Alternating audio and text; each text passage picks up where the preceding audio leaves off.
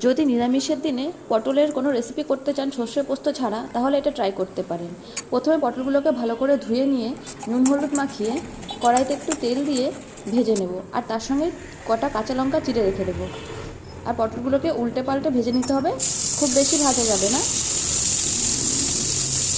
এগুলো এপিট ওপিট করে একবার ভেজে নিয়ে নামিয়ে দেবো।